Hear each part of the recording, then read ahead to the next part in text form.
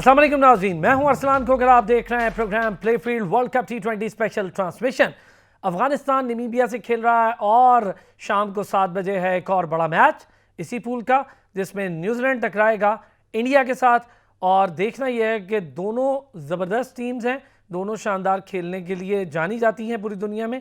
उनका playing style different है, चूँकि इंडिया का प्लेइंग स्टाइल बिल्कुल डिफरेंट है। एशियन टीम्स डिफरेंट तरीके से बिहेव करती हैं इन ग्राउंड, और जो बाहर की टीम्स हैं, जो फॉरनर्स हैं, वो बिल्कुल डिफरेंट तरीके से बिहेव करते हैं इन ग्राउंड। इन दो बिहेवियर्स को भी थोड़ा सा आज बात करके देखेंगे। इसके साथ साथ ये देखना होगा कि अब जो टीम जीतेगी आज शाम वाले मैच से, उसका चांस होगा आगे जाने का। पाकिस्तान अब एक कदम दूर है, इंशाल्लाह पाकिस्तान एक और मैच जीतता है तो हमारे लिए आसानी होगी। बहुत से लोगों ने मुझसे पूछा है फेसबुक पर भी, इंस्टा पर भी, तो मैंने बता दूं कि अभी पाकिस्तान सेमीफाइनल में नहीं पहुंचा, बहुत अर्ली है ये कहना। देखें अभी मैचेस पड़े हैं आपके, 3 मैचेस हम निकाल गए हैं, 2 मैचेस हैं। बाकी टीमों के अभी जो इंडिया और न्यूजीलैंड है उनके पास अभी 4-4 मैचेस हैं। आज का मैच खेलने के बाद 3 हो जाएंगे। अभी उनके लिए भी टाइम है। 8 पॉइंट कोई भी टीम ले लेगी तो हमारी बराबरी, और फिर उसके बाद रन रेट, ये सारा मसला होगा। कोशिश हम यही करेंगे कि हम पूरे पॉइंट्स लें ताकि हम टॉप टेबल पे जाएं, हमें इंग्लैंड से न टकराना पड़े। और इंग्लैंड भी कोशिश दूसरी तरफ से लगता है यही कर रही है कि उसको पाकिस्तान से न टकराना पड़े सेमीफाइनल में। ये हैं सारी चीज़ें, इस पर आज बात करेंगे। Tasneem summer cricket commentator New Zealand से हमें ज्वाइन किया, thank you so much Tasneem. सैरिश Jameel cricket expert हैं, इनके साथ साथ गजनफर महमूद क्रिकेट एक्सपर्ट हैं, उन्होंने भी हमें ज्वाइन किया। गजनफर, आज आपका नाम मैंने बिल्कुल ठीक लिया है तो आप खुश होंगे बहुत ज़्यादा। बहुत शुक्रिया। कैसी हैं सैरिश? आप कैसे हैं? मेरा ख्याल है आज बड़ा मैच है और न्यूजीलैंड का है, तो जरा न्यूजीलैंड से शुरू करते हैं। Tasneem, so India gonna face New Zealand, और I can say New Zealand gonna face India. It's tough for both teams, isn't it? आपने खुद कहा था कि दोनों team they're known across the world for playing very well, different styles and playing well in different conditions. Both teams have dominated pretty much everywhere they've played. Fascinatingly, the last time that India came to New Zealand, I covered the series about 2 years ago. 5-0 to India with 2 super overs. Yes, you covered the series. Yes, definitely. और आपको तो याद भी होगा क्या क्या हुआ। जी, 2 super over हुए थे, and Rohit Sharma was just the key difference, I think, for both matches. Actually, KL Rahul was very much in form, and as was Shreyas Iyer, who is notably missing from this squad. India probably thinks that they can do this without them, but I think that they will have a few questions about their bowling lineup, who were obviously unable to take any wickets against Pakistan. They will probably have to make some bowling changes. Jadeja's a defensive spinner. He doesn't have the best stats in his T20 game as compared to his ODI game. I think bringing in Ashwin would be the key for India, and I think that's something that their leadership group of Rohit Sharma, Virat Kohli and Ravi Shastri are probably looking to do. वाह जी वाह, अच्छा चलें जी, ये मज़े के analysis से हमने शुरू किया।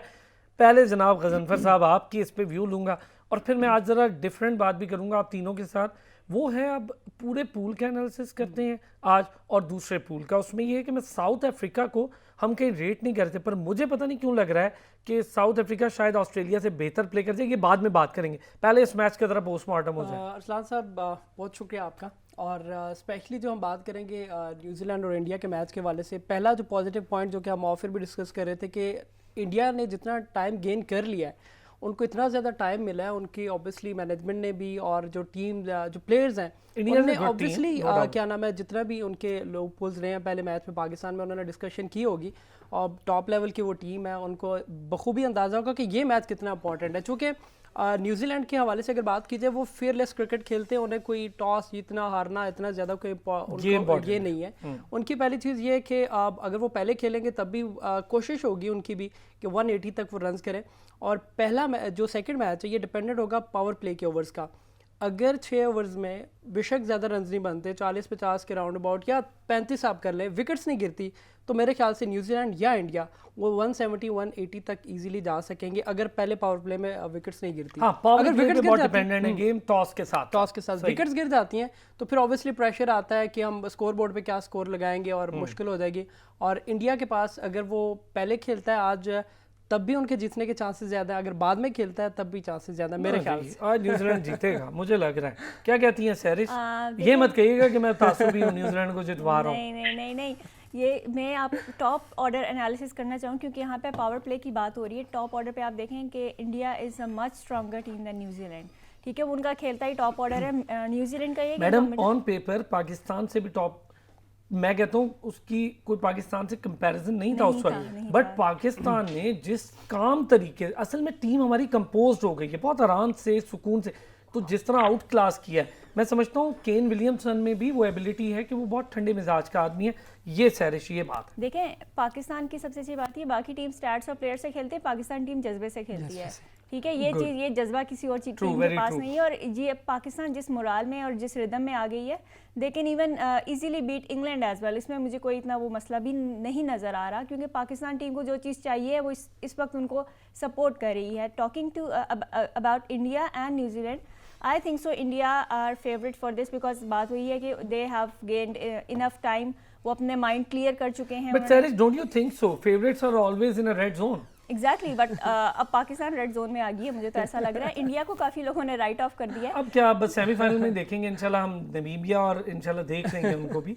लेकिन मैं समझता हूँ जो आप कह रही हैं ना सैरिश, मैं इससे एग्री हूँ किसी एक्सटेंट तक, चूँकि इंडिया है एक अच्छी टीम, आपकी बात दुरुस्त है। लेकिन अगर हम इस चीज़ को देखें, जो बॉलिंग स्ट्रेंथ है इंडिया के पास बहुत अच्छी है। इंडिया एशियन पिचेस को समझती है, उसके बावजूद न्यूजीलैंड ने जो पाकिस्तान के अगेंस्ट बॉलिंग की है, इंडिया पाकिस्तान के अगेंस्ट उस तरह बॉल नहीं कर पाई। कोई भी टीम पाकिस्तान के अगेंस्ट उस तरह खेल ही नहीं पाई जिस तरह इंडिया खेली। सबसे पहली बात तो ये है, देखें। सेकेंडली, न्यूजीलैंड के अगर आप स्ट्रेंथ्स देखें, उनकी बैटिंग में भी इतनी स्ट्रांग ना, बट उनकी बॉलिंग और फील्डिंग इंडिया से बहुत हद तक बेहतर है। इवन टॉस हार के भी वो they were about to win the match Pakistan के against. So New Zealand is a toss independent team, India is a toss dependent team. अगर इंडिया टॉस जीत जाता है उसके काफ़ी चांसेस हो जाएंगे इंडिया के जीतने के।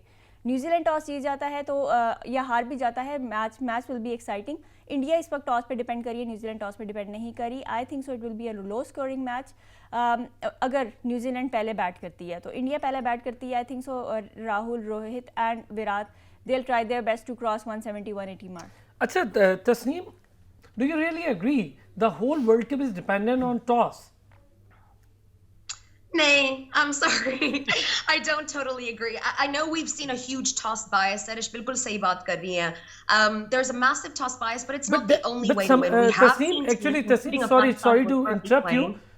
I asked this question because we have been watching this. We have been observing this. That's why I asked this question to you. Your question is totally valid. We've absolutely observed it. I think we're on 18 matches now out of 23, if I'm not mistaken. Yes. Where this is exactly what happened. And we know that the toss is really important in cricket generally, particularly in difficult conditions. But there are teams that have just bested their opposition, like Afghanistan, by defying the toss, and that's why they're continuing to persist with what they know works for them. It very much depends on the strengths and weaknesses of your side as well. Sarish bilkul sahi keh rahi hai. I think India will look to win the toss despite Kohli's losing streak in terms of tosses. But no team can be so toss dependent that it means that you don't know how to play otherwise. Whoever reaches the final, one of those two teams will lose the toss. And walking away with that reasoning or excuse doesn't feel like fitting of a World Cup final. All right, Tasneem, one more thing. That's what I'm going to discuss in the second phase of the program, but I want to ask you now. New Zealand, do you really think New Zealand don't going to rely on toss? I think that New Zealand are a very strong side, but they have some weaknesses in these conditions, and they have made some mistakes with their selection. I think they're going to be playing catch up, but luckily for them, India have not had the best start to their competition either. It really is anyone's game with or without the toss. But there are absolutely some statistical strengths here. Sarish mentioned India's strong top order. She's absolutely right. It is a very robust top order, but we've seen what happens when you skittle that top order. That lower order really struggles to make up or take a game into a situation where their bowlers can defend it. And I think that this is exactly what New Zealand will rely on too.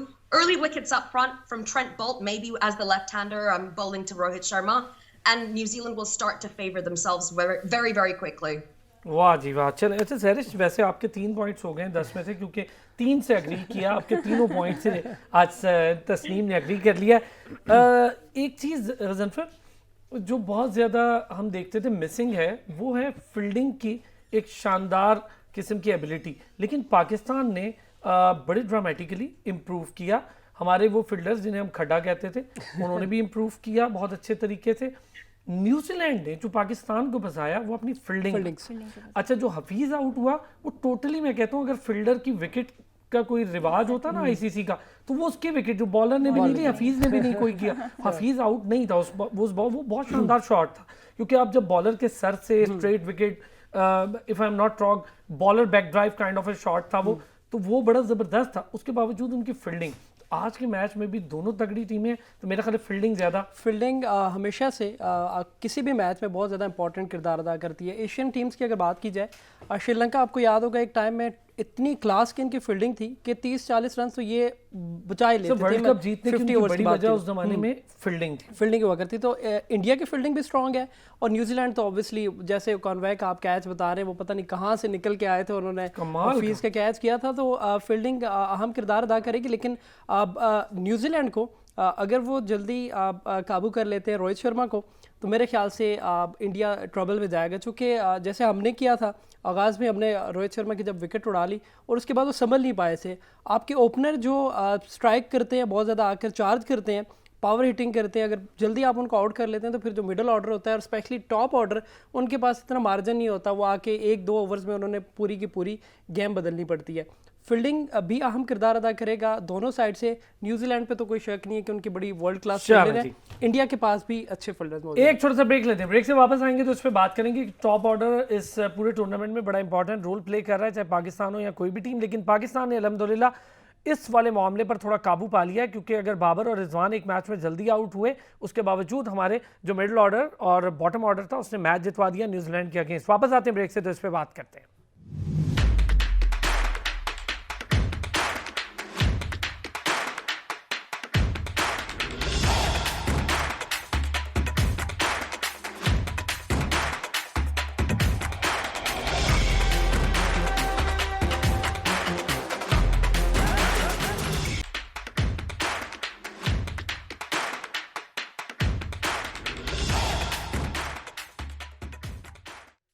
Welcome back जी। एक खबर भी दें आपको कि अफगानिस्तान ने 148 कर लिए हैं, 5 खिलाड़ी आउट, 19 ओवर हुए हैं, 20वें ओवर का खेल जारी है। सैरिश, अच्छा स्कोर कर लिया अफगानिस्तान ने, और मैं बताऊं मुझे ये चीज़ अच्छी भी लग रही है कि एक नई टीम है जो बांग्लादेश से भी कम एक्सपीरियंस्ड है।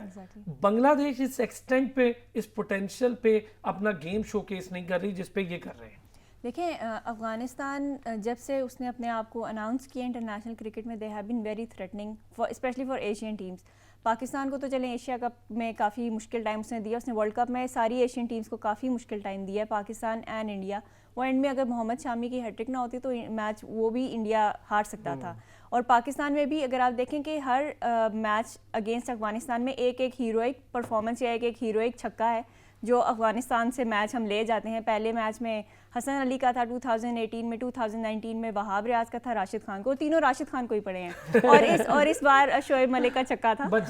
ये एक हीरोइक परफॉर्मेंस होती है किसी और की, और एक हीरोइक छक्का होता है जो अफ़गानिस्तान से हम मैच ले जाते हैं। वरना तो they are already all set for another upset. अब वो देखें वो न्यूजीलैंड को करते हैं या इंडिया को करते हैं। इंडिया को करेंगे, देखिएगा। शोएब अख्तर ने भी कहा है इंडिया अपसेट के लिए तैयार है। क्या कहते हैं गजन फिर? सर देखें, अफगानिस्तान जैसी टीम से आप एक्सपेक्ट कर सकते हैं जो बॉलिंग उनके पास स्ट्रॉन्ग ऑप्शन है, और ओपनर्स अगर उनके खड़े हो जाएं, और ज़्यादा यहाँ पे देखें मेंटली स्ट्रांग होने की बात है। हम भी थोड़े से घबरा गए थे अगेंस्ट अफगानिस्तान। गो के अभी हमारे पास और भी आसिफ अली थे, यानी उम्मीद थी कि अच्छी हिटिंग, पावर हिटिंग कर लेंगे। लेकिन अफगानिस्तान के पास जो बॉलिंग का जादू है वो कहीं पे भी चला सकते हैं। अगर वो बाद में बैटिंग करते हैं और पहली टीम को वो 140 या 145 के राउंड अबाउट फंसा लेते हैं, तो अफगानिस्तान किसी भी बड़ी टीम के खिलाफ वो इस तरह। अच्छा, जैसे वो नामीबिया से खेल रहे हैं तो जाहिर है कि नामीबिया के लिए यहाँ पे पहुँचना थोड़ा सा डिफिकल्ट लग रहा है। बेशक नामीबिया के पास प्लेयर्स अच्छे हैं, डेविड वीसे भी बैठे हुए हैं, लेकिन मुझे लगता है कि अगर 160 जो कि मुझे लग रहा है हो भी जाएगा तो ये डिफिकल्ट सिचुएशन होगी। असल में जो छोटी टीम्स हैं, वैसे छोटी तो नहीं कहना चाहिए, सारी टीम्स इंटरनेशनल हाँ, लेवल पे अब तो खेल रही हैं, super लेकिन 12 ये है। जो टीम्स होती हैं ये बिल्कुल फेयरलेस Junior क्रिकेट teams या खेलती नई हैं, हाँ। teams Associate क्या? इनको teams, कोई हाँ। प्रॉब्लम नहीं होता कि वो हार जाएं जी, उनके लिए एक ये पैशन के तौर पे वहाँ यहाँ पे आए हैं, वो जितना हासिल कर लेंगे ये उनके लिए बेहतर चीज़ है। अदरवाइज जिस तरह हम सोचते हैं कि हम हार गए तो इवेंट से बाहर हो जाएंगे या इस तरह को, ये जो एसोसिएट टीम्स हैं इनको ये इसलिए वो फेयरलेस क्रिकेट खेलती हैं। आपने याद होगा कि इसी टूर्नामेंट में आगाज़ में बांग्लादेश को स्कॉटलैंड ने जो हराया था, जी हाँ, अपसेट किया जी हाँ, था, जी हाँ। तो हम उम्मीद कर रहे थे कि शायद इस तरह कोई और भी हो, लेकिन वो शायद अफगानिस्तान के हक में आ गया कि किसी बड़ी टीम को हराएगी। अच्छा ये ठीक है वैसे so Tasneem Afghanistan is I think so they guys are extreme talent and they are showcasing their talent. They're extremely talented, and they're now actually a very professional outfit and a setup. They've had every international coach in the world, including the Phil Simmons, who's currently West Indies coach, and it really explains a lot of the अच्छा Tasneem similarities. Sorry that they have sorry adding एक stuff एक एक एक question है आपसे, वो out of the box है जी, लेकिन जी। एक क्वेश्चन है कि डू यू रियली थिंक कि Afghanistan is ready to upset somewhere in the world cup? I don't think it's an upset. They've beaten India before. That doesn't make it an upset. They've beaten West Indies with great regularity. And actually, a lot of the other teams just failed to play them. I don't believe that New Zealand's ever played Afghanistan outside of a World Cup tournament, outside of an ICC tournament. They've never played a bilateral series against them. Pakistan, of course, used to. Things have changed in recent years.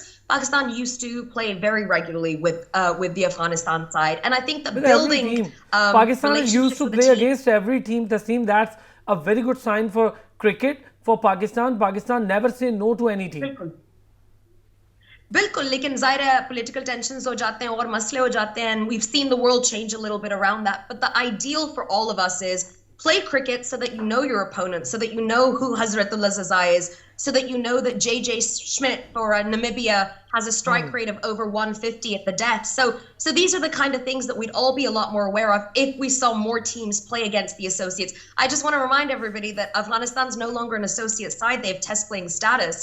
The shame of it is that they've only played 3 tests in that time. So test status hasn't gained them the match play or the match time that they deserve from it, unfortunately. Once that comes, Afghanistan has every talent in the world. The one trick I think they missed for this World Cup that would have made them even stronger is being the one team brave enough to have a 4-man spin attack. If Guess Ahmed was bowling instead of Kareem, I think that Afghanistan's chances would go through the roof. That's a 4-man spin attack that nobody in the world can face. जबरदस्त. और एक point अच्छा उठाया कि देखिए test status भी मिल जाता है, लोग आपके साथ खेलते नहीं हैं, ये एक बड़ी ज्यादती भी है उन टीम्स के साथ जिनको टेस्ट स्टेटस मिल जाता है.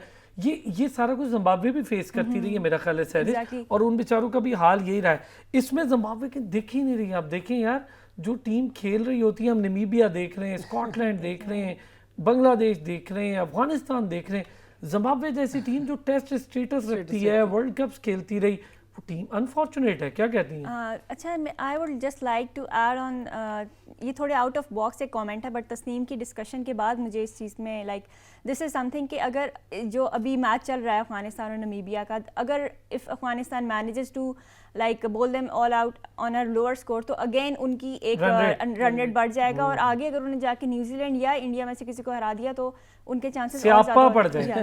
स्यापा कहते हैं. अच्छा, थोड़ा सा और आप कुछ कहना चाह रही हैं? आप कहें. तो मैं ये कहना चाह रही थी कि वहाँ पे उनका जो है वो आगे हो जाएगा. दे कैन मतलब they can prove a strong competitor for the semifinals. और फिर आपने जो एक और बात की है कि टीम्स खेलते नहीं हैं, या तस्नीम ने बात की you should know who is Zazai.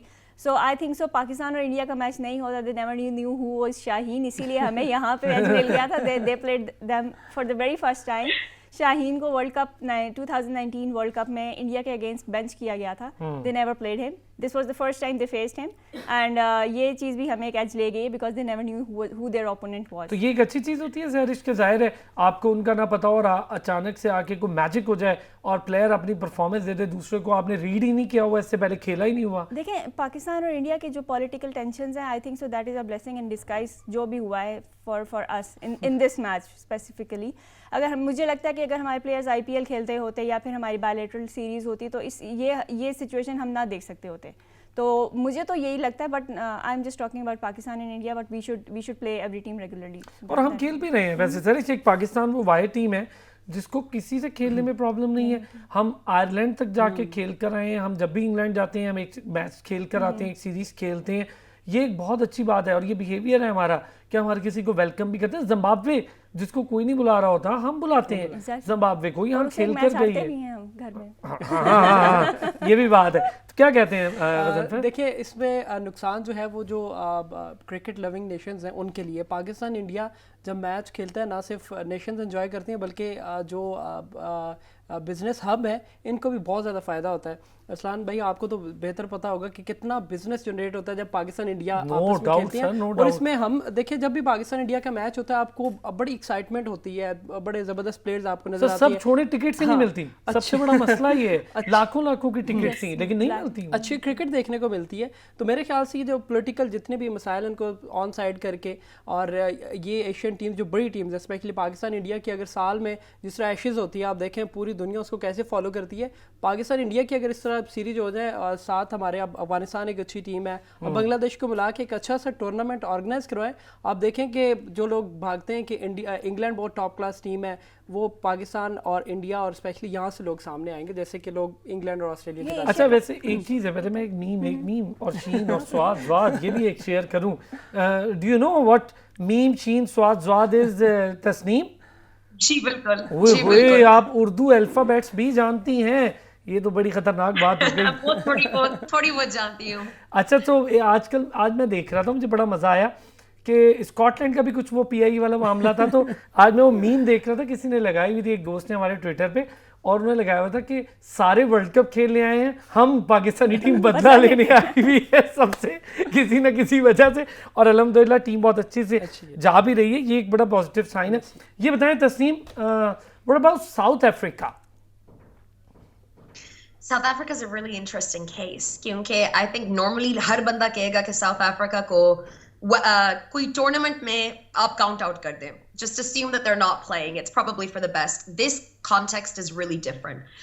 In the background of their country, they are having social justice and racial relations hearings that are focusing on their cricket, on the historical actions of CSA and racism. तो इस वजह से हमने वो Quinton डकॉक का वाकया भी देखा था। तो they have a lot of their minds as in the dressing room. He took a knee, so वो हल हो गया। वो हाल इसलिए हो गया क्योंकि Quinton de Kock got told that if he doesn't take a knee, he doesn't play. I'm sure कि अगर आप उसके साथ ड्रेसिंग रूम शेयर करते हैं और आप एक काले बैकग्राउंड के प्लेयर हैं, if you're an African player, then आपको you're not going to be able to resolve those feelings very easily. उन लोगों के मुल्क में 50 years की background, 50 years से भी ज़्यादा की background है, is something much bigger than the cricket. So that background information is so important because it tells you what Bavuma's drive is as a captain. I'm sure everybody saw the look on his face when he was dismissed after his excellent captain's innings the other day. I think that kind of emotion tells you that people like Bavuma are not just playing for the pride of South African cricket or to achieve things in their career. They're playing for something much bigger than the sport. And when any human being has that motivation, it means that they're able to compete and achieve 10 times outside of their normal capacity. So for that reason and that reason alone, I would say don't count out South Africa. Cricketing wise, I wouldn't rate their squad particularly highly in this competition in these conditions. अच्छा एक बड़ी important बात है तस्नीम, एक important बात है और वो है ब्रेक। मैं ब्रेक से वापस आता हूँ तो आप अपनी बात को कंटिन्यू कीजिएगा, एक छोटा सा ब्रेक लेते हैं।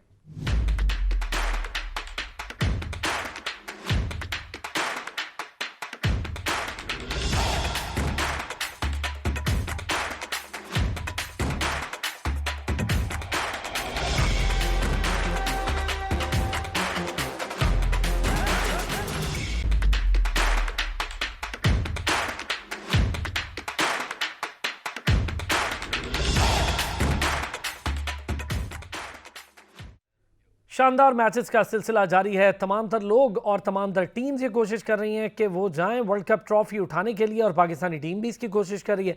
हर मैच में कोई ना कोई चैंपियन जोर लगाता फील्ड में दिखाई देता है, वही होगा दागों का चैंपियन। आज दिखाते हैं आपको दागों का चैंपियन कौन है। Giving himself some room, but in the end it's straight to Markram, who takes an excellent catch off the boundary. Like that.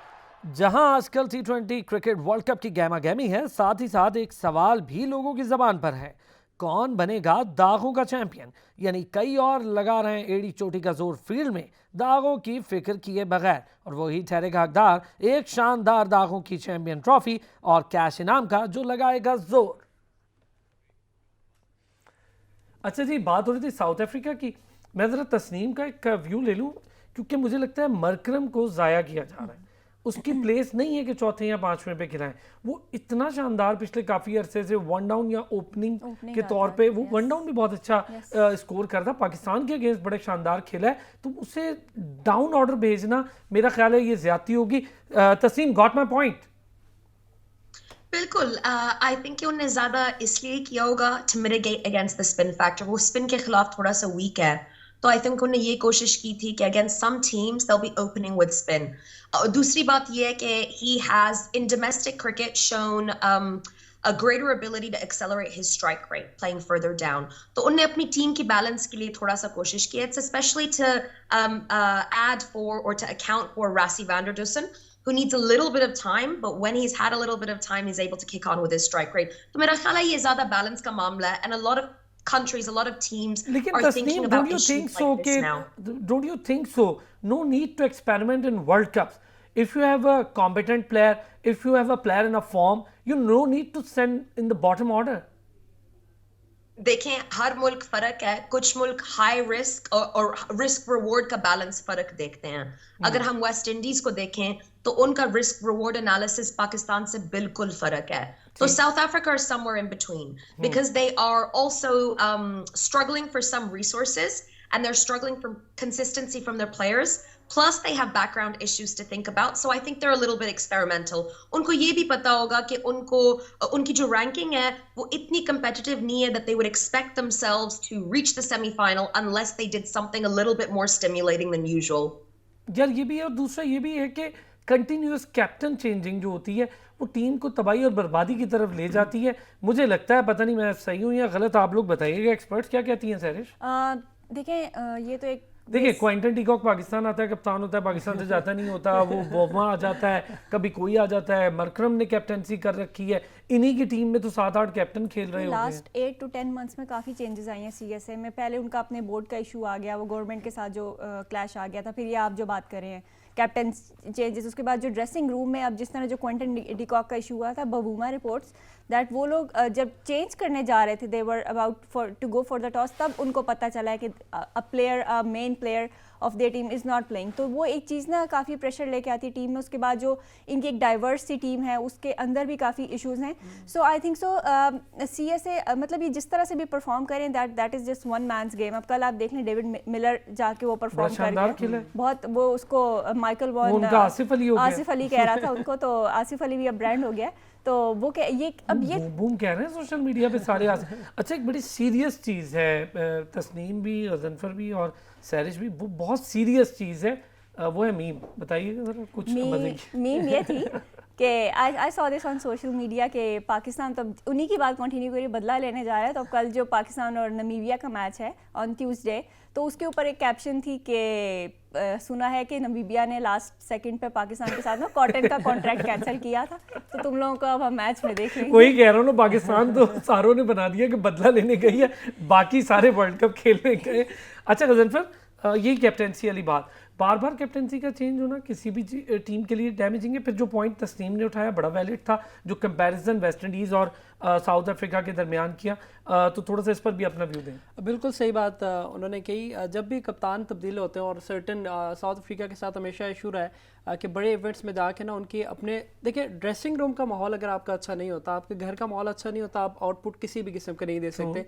Ground में जब ये स्टेडियम खिलाड़ी ये उतरते हैं सारे, तब भी ये बिखरे होते हैं, इनकी आपस में आई कांटेक्ट, कोई किसी किस्म के डिस्कशन, स्पेशली इस इवेंट की अगर बात की जाए तो बिल्कुल ही आउट ऑफ कलर नजर आया है। और क्वांटन देखो, कभी कैप्टन है कभी नहीं है, तो जब आपकी लीडरशिप दाएं बाएं होती रहती है, ये इशू पाकिस्तान टीम में भी कई दफा रहा है, आपको याद होगा। तो हम भी इसी वजह से बिखरे हुए थे। ये तो सरफराज के आने के बाद थोड़े स्टेबल हो गए थे, और फिर सरफराज के बाद एक बाबर में स्टेबिलिटी नजर आई। तो ये हम देख रहे हैं कि चलो एक से दूसरे में शिफ्ट होने में 2 से 3 साल का अरसा लगा, ठीक है, ये बात बिल्कुल। अभी रोहित शर्मा शायद हो जाएगा T20 का, if I am not wrong, क्योंकि वहां पर भी ये चल रहा है। जी जी उन्होंने अनाउंस किया विराट कोहली ने कि वर्ल्ड कप के बाद वो T20 की कैप्टनसी उसको देंगे। तो जब तक देखें बोर्ड के टीम के साथ बन ही नहीं पा रही साउथ अफ्रीका की। सेम इशू वेस्ट इंडीज़ के पास, उनका पहले इशू था, एक लीडर था जिसका नाम डैरेन सैमी था, उसने 2 वर्ल्ड कप जितवाए, अपने बिहाफ पे टीम को चैलेंज रखा। कप्तान का बड़ा अहम किरदार होता है, कप्तान का बहुत अहम किरदार होता है कि सबको लेके इकट्ठा चले और सबसे आउटपुट ले, उनसे परफॉर्मेंस ले। तो वो चीज़ हमें देखें बर्मा क्या करें, उनकी कभी कंटेंट आपके पास आपके प्लेयर्स नहीं होंगे तो आप अकेले कुछ भी नहीं कर सकते। ये बात सही, कुछ कह रही थी सर। डार्क हॉर्स होता था साउथ अफ्रीका पहले आईसीसी टूर्नामेंट्स में। ये सब मुझे जो उनकी कैप्टनसी सबसे अच्छी लगी थी that was under Graham Smith. बहुत अच्छी जेलन टीम थी आफ्टर हेंसी क्रोनी। यस, वो उसमें ऐसा था कि सेमीफाइनल का एक स्लॉट तो उन्होंने पक्का बुक किया होता था अपना। तो और अनबीटन चाहते थे। ये भी तो देखे ना, एक चीज ये है कि उनके पास मकाया नितिनी था, उनके पास बैट्समैन में गिब्स था, कैलिस था, कैलिस इतना बड़ा परफॉर्मर था।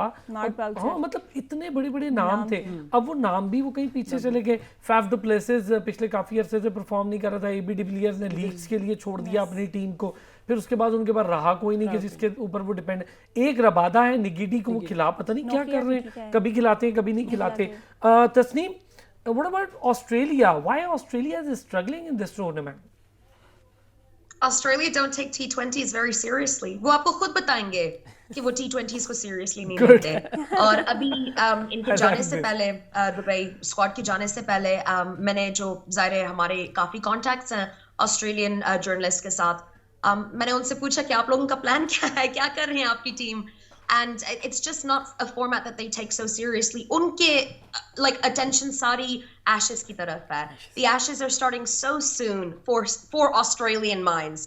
So it's just not something that they're thinking about. They've never but really on the other hand, the other hand, the same team who is opponent in Ashes, England, they guys are taking T20 very seriously.